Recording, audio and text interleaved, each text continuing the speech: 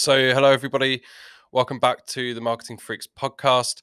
Today, we're going to be talking about growth marketing, but particularly a story about a business in the US called Morning Brew. And to take us through that, we have their director of growth, Jenny Rothenberg. Hey, welcome to the podcast. Thanks so much for having me. Yeah, no problem. Happy Friday. Although this is recorded on Friday, normally goes out on a Tuesday, but we'll say happy Friday anyway. Perfect. So, super interesting story with Morning Brew. Phenomenally successful newsletter business. 2.5 million subscribers. Yes. When we last spoke, and I'm sure that's probably grown a little bit since then as well. Hope so, yeah. So, clearly, kind of in your position as director of growth and director of marketing, what an experience to be part of such an amazing journey, and B, you must be doing a pretty decent job.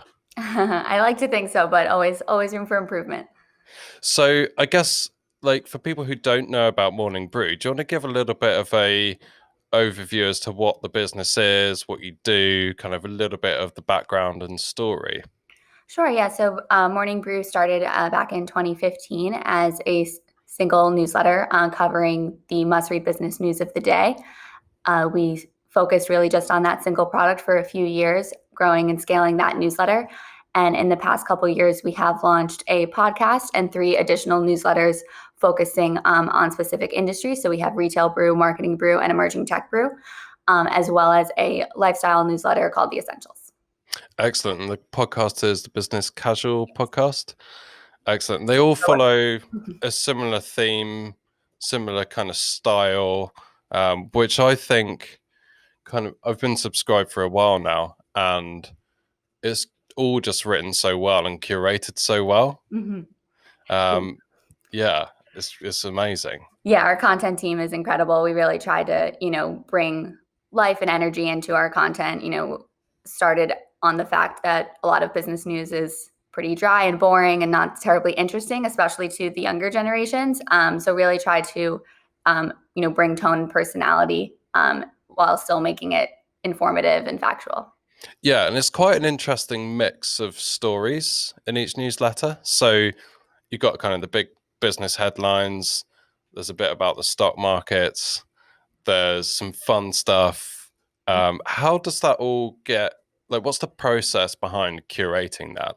What goes into, because it's easy to kind of read the email, but what's the process behind curating those stories? Yeah, for sure. So our content team could probably give you a better answer, but they definitely, they are, in the weeds on news all day, every day, and keep in mind what is kind of the stories that are catching their eye every day and are just communicating throughout the day. I think this should be top story. I think this should definitely be somewhere in there, but maybe it's not, the number one story, and just kind of trying to make sure that there's a balance of interesting stories, but also the most important ones, and making sure that, we're delivering on that promise of you will know the most important business news of the day, but also able to kind of sprinkle in ones that are a bit more fun or more interesting.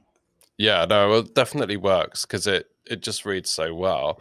I think the other really interesting story, or part of the story around growth, is your referral program, which when I received it, it was like, oh, okay, this is a really interesting take on it. And again, just really simple. And you've got tiers, haven't you? So, you refer 1 or 2 people and you get a small gift. You refer 10 people, you might get a t-shirt, and then 20 people, and it just goes up and up, doesn't it? So do you want to talk a little bit about that? Because to me, that was a really interesting kind of pleasant surprise as a subscriber to get that in that way. Yeah, absolutely. Our product lead, Tyler Dank, built the whole thing custom himself. It is awesome. It is, the engine behind all of our growth, really, the flywheel that kicks everything into second gear. The gist there is, incentivize readers to share the brew with their friends by giving them rewards and prizes. So for each milestone from 3, 5, 10, 15, and so on, there's a different reward associated with that. And we try to make it as easy as possible for readers to share and keep track of how many referrals they have, how close they are to kind of their next incentive, make it super easy for them to send a text or post on Facebook, Twitter, whatever it is, with their link, so that they can, start racking up referrals, keep tracking of them on their personalized hub, and keep, pushing toward getting more referrals. Yeah, it's great. Although having said that, I keep recommending people and forgetting my link. So Oh yeah, yeah, we get that a lot. People being like, I had so many people sign up, but I forgot to use my personal link. And we're like, yeah, I'm probably due a t-shirt at least, but there we yeah. go. I mean, like that's just saying, like I guess that's testament to quite how good it is that just word of mouth must be a massive driver with or without those incentives. Yeah, definitely. We find that that is, our number one driver. And what's also great about the referral program is we are incentivizing people with Morning Brew branded gear. Like we're not paying them, we're not giving them, like an iPod or why would I say an iPod? Who wants that anymore? But we're not giving people Other random tablets things. are available. Yeah, we're not. We're giving them Morning Brew branded, T-shirt, hat, whatever it is, and that just, deepens their relationship with the brand. They're now walking around with that.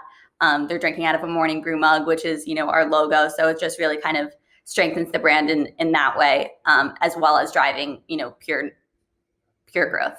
Yeah, absolutely. So why do you think Morning Brew has been so successful? Like, what do you think is behind the growth? Because before we start recording, you were saying that you joined the business when it was around about the 400,000 subscriber mark, which is still pretty decent. Um, so to go from that 400,000 to 2.5 million in the time that you've been there, like what is it that makes Morning Brew so successful compared to other newsletters, do you think? I would say just as a business, we have been able to maintain a sort of laser focus. We were a single product company for a very long time, perhaps a longer time than people advised us to be.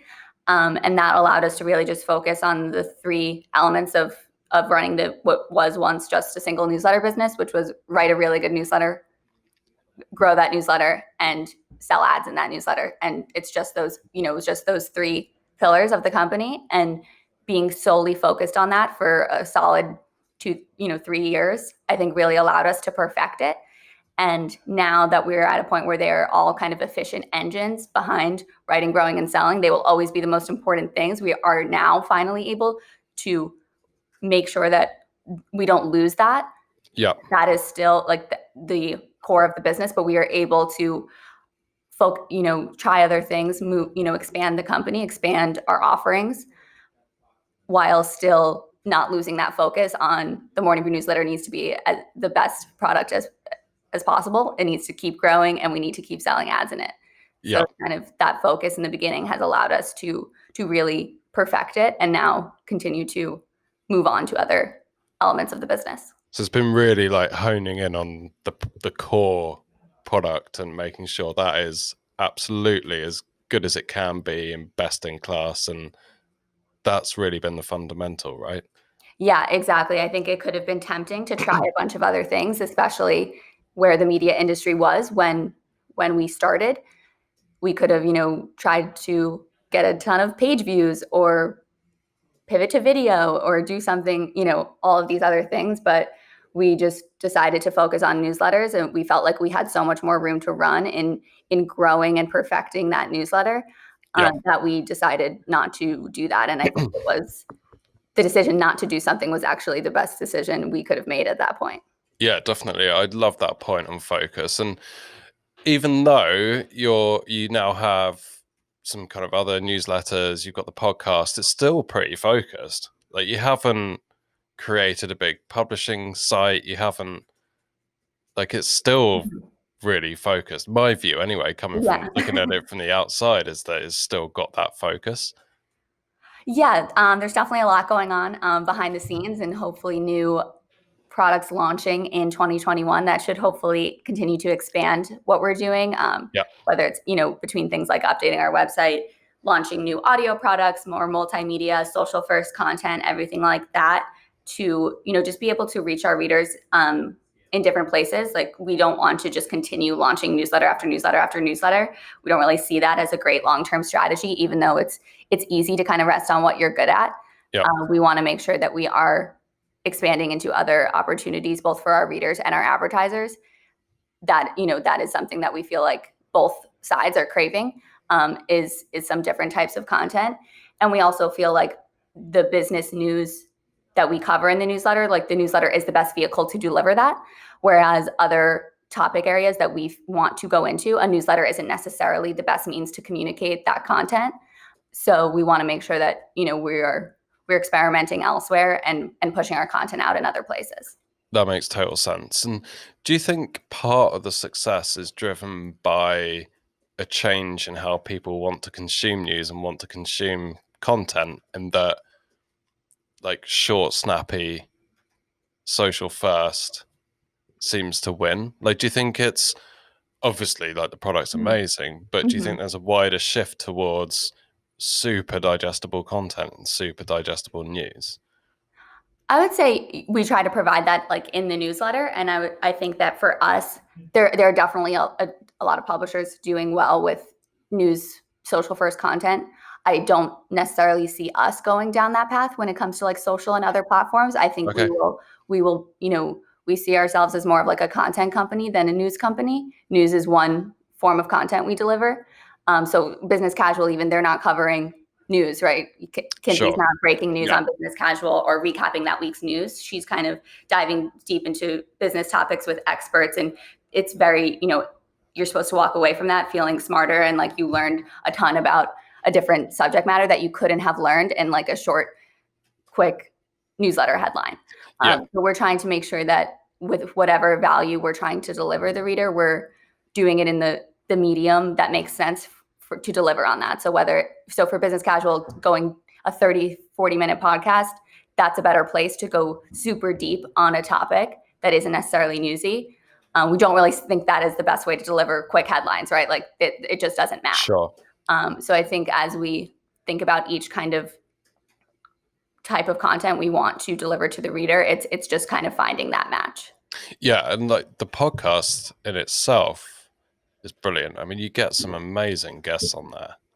Like our podcast team is amazing. Yeah, like what do you think the highlights are? Because you get some super big guests on there. Yeah, it's been very exciting. From Mark Cuban, Meg Whitman. I'm not going to do this justice, but we've had pretty much a ton of amazing guests on the podcast, and I think Kinsey does an amazing job being able to ask not necessarily the same questions that they get asked on every other interview. That's something she really focuses on, is making sure that she's asking unique questions and giving our listeners a different perspective than if that same, super big business person is also going around doing a ton of interviews on other podcasts as well. It's on business casual, you're going to get a different perspective, and Kinsey's going to bring that out of them. Yeah, I think that almost follows the flavor of Morning Brew in general. Like it's a different view and a different take delivered in a slightly different way, almost. Yeah, exactly. I think as we continue to expand our brands and our franchises, we will always kind of have that edge to us. And I think with each type of product that we're delivering, it will kind of show itself in a different way, but it will hopefully all stay true to kind of the core Morning Brew brand. Yeah, definitely. And how does the podcast fit into the marketing mix? Like, because I subscribed to the newsletter and then found the podcast. I didn't find the podcast and then go, oh, Morning Brew's great, I'm going to go and subscribe to the newsletter. Do you find that that's the way it tends to work, or is it also a good driver of new acquisition for the newsletter? Yeah, so I would say it definitely it works both ways. Obviously, Morning Brew is driving more to business casual at this moment, just due to its size and age. But I think the longer term strategy for us is that every new franchise that we are popping up is developing on its own. It's reaching new people, and we're just elevating all of the franchises as opposed to just using Morning Brew as a launch pad into everything else. That's not really a super sustainable strategy. And we just want to be able we want to be okay with the fact if you just listen to business casual, that's okay. If you don't, we don't have to necessarily force you to Morning Brew. Being okay with the fact that we need to develop all of these franchises to be able to live on their own. And yes, we want to move those eyeballs around and make sure that we're exposing people to other types of content they might be interested in. But the goal is for them all to really be, sustaining, growing audiences and and franchises. Yeah, that makes complete sense. And I think it shows in the content, because it's when you do it like that, it just comes over so much more naturally, I think. So marketing and growth. Like, what does the marketing mix look like for you? How has that changed across your time in the business? What have you seen kind of drive the most growth in terms of marketing strategies or tactics? Sure. So the referral program, obviously, as you talked about, is a giant Yeah. growth driver for us, and always optimizing and perfecting that, trying to add new elements to it, run tests, whatever it is. Since it is such a great driver, that will always, be a source, an area that we're focused on.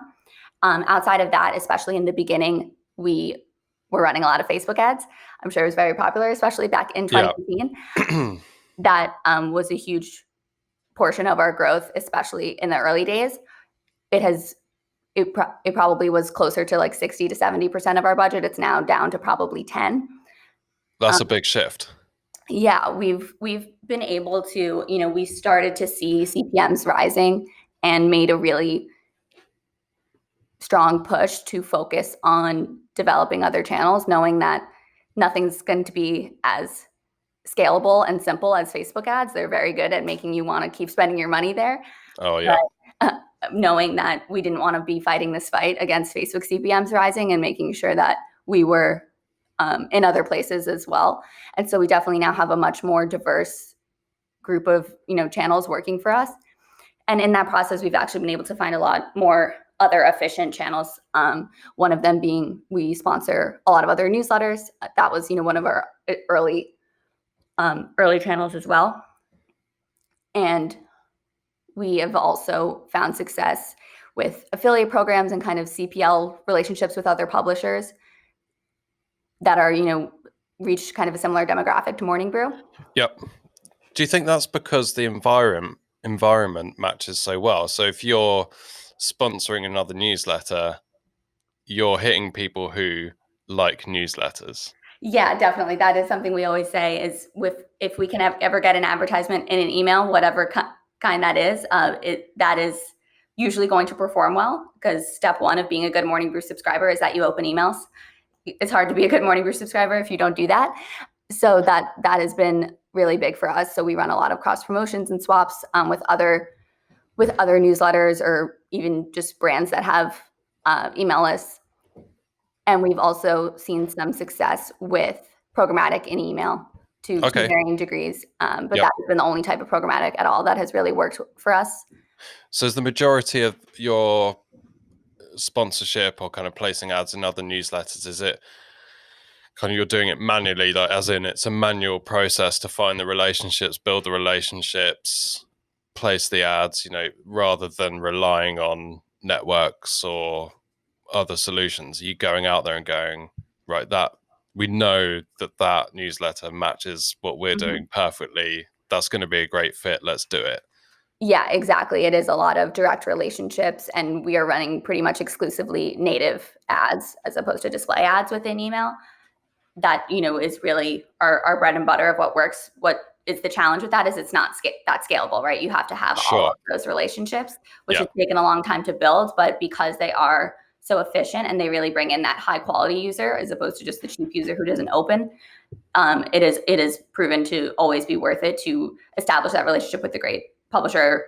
Be like, okay, we're going to buy once a month for a year or something like that, just to make sure that we are maintaining that and are making sure that even though it's a smaller scale, we can just set it and kind of forget it and make sure that we can move on to something else. Yeah, that makes a lot of sense. Back to the comment of Facebook ads. At the time, like, what sort of ads were you using? I'd love to get your take on the lead ad format, because on the surface, it looks, oh, great, cool. That's a really good looking, easy format to build a database. What did you find, and what were you running, and what was driving that success from your spend at the time?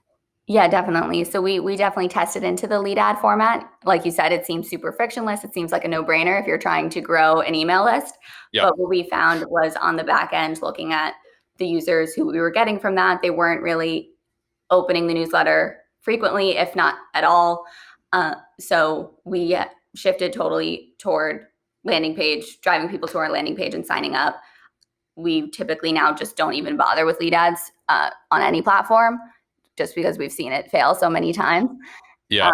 And since that engagement is just so important to us and we are measuring that so obsessively, we are measuring everything towards that as opposed to just, the cost per acquisition.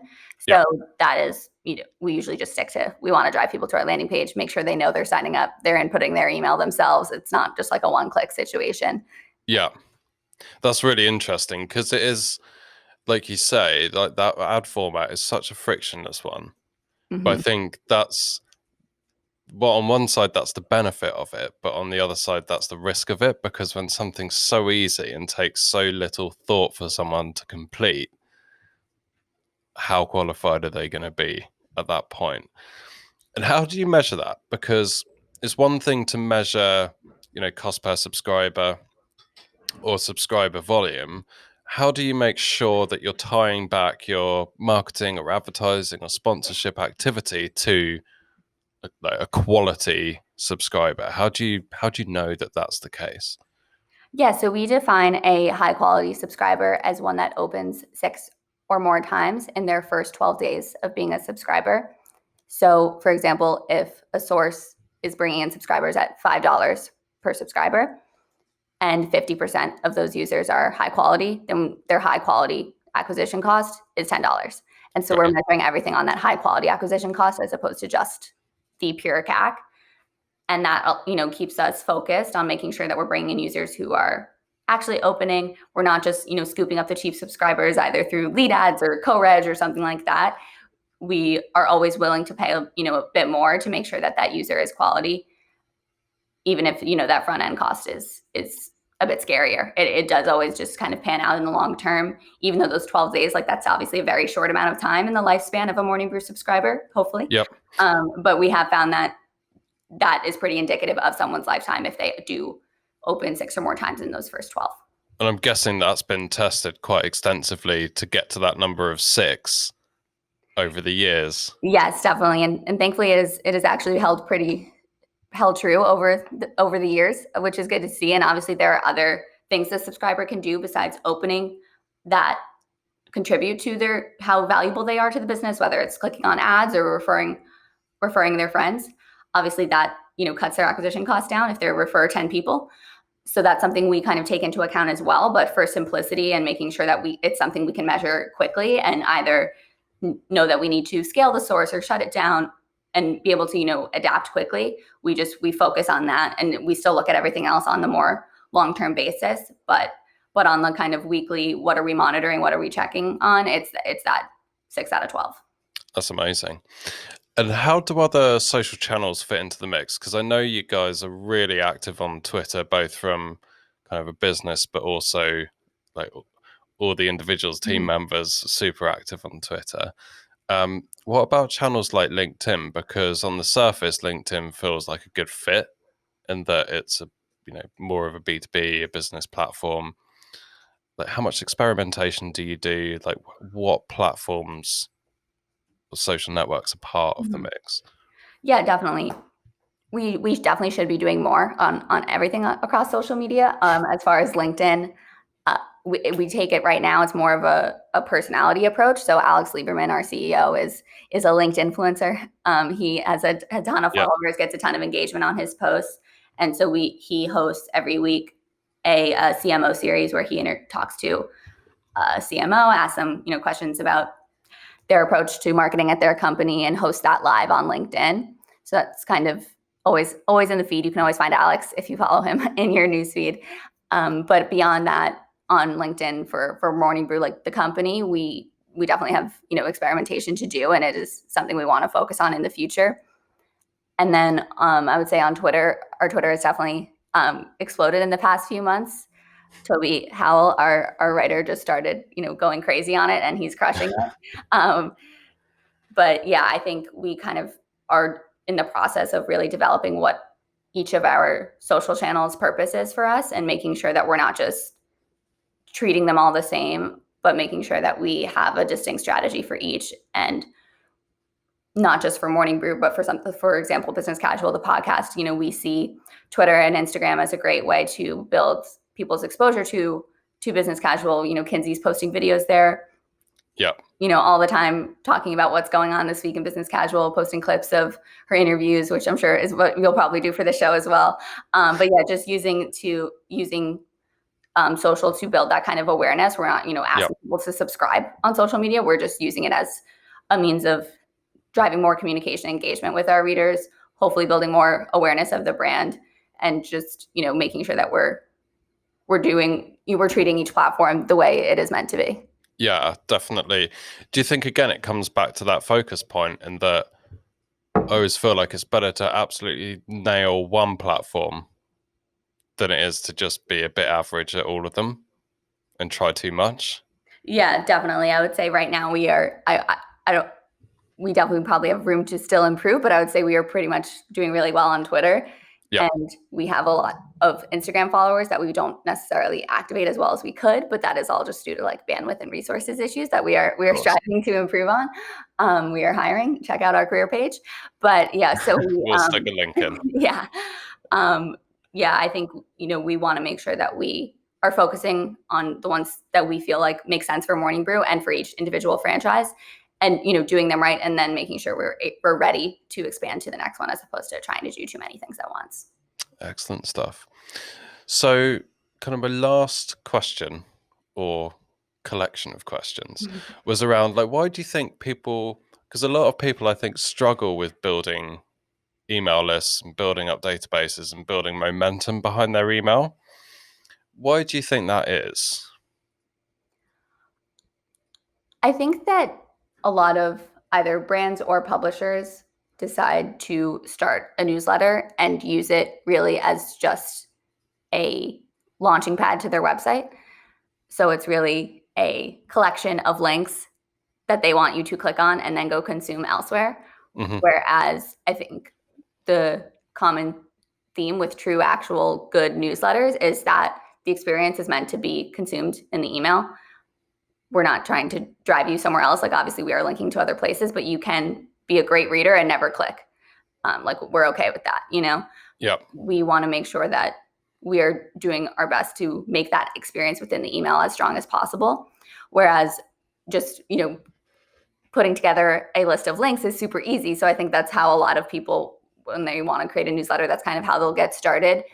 But the challenge with that is that's not super valuable to the reader if they know that, like, if it's just driving them somewhere else, they don't really feel that need necessarily to open. Yeah. And it's just not as engaging. But there, there's obviously a place for that and a purpose for that, but I wouldn't call those necessarily newsletters. Whereas I feel like that term kind of gets loosely thrown around when it's really just a list of links. Yeah, definitely. And do you think that's one of the biggest things there, is that people get so caught up in the growth bit and the driving subscribers bit that they forget that the newsletter or the email content, like, they almost forget about the content? Yeah, and the fact it definitely. has to add some value.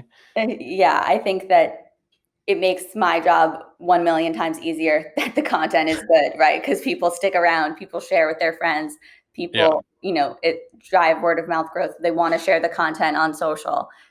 People do so much work for us because the content is so good. Yeah. Well, it just wouldn't have happened, would it, if it wasn't the quality that it is? Oh yeah, no, absolutely. Reasons 1 through 100 why we have 2.5 million subscribers is not by anything that I or anyone on my team have done. It is because the content is so good. It wouldn't be possible without that, and their ability to just do it every single day is really what amazes me. Like, they don't have an off day, and they're really delivering on that value prop and staying consistent and being informative and giving people that true, like, value in the news, but also making it so engaging, funny, entertaining, to really kind of get your day started.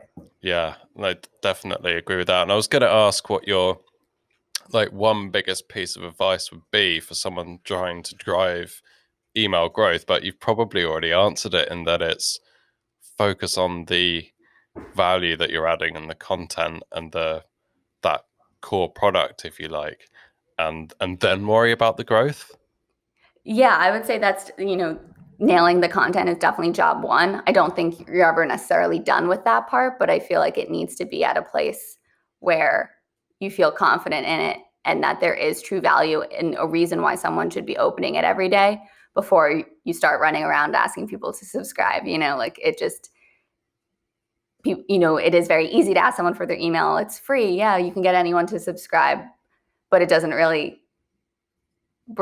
a subscriber number really doesn't bring any value if they're not engaging with the content. And that's really just kind of what we focus on and why we measure ourselves on opens instead of list size is because if someone's not engaging, that means they just entered their email, and that's a very easy thing to do. It's a very easy thing to grab on the internet is someone's email address, but to actually take someone's time in the morning to read a 5-minute newsletter, that's much harder.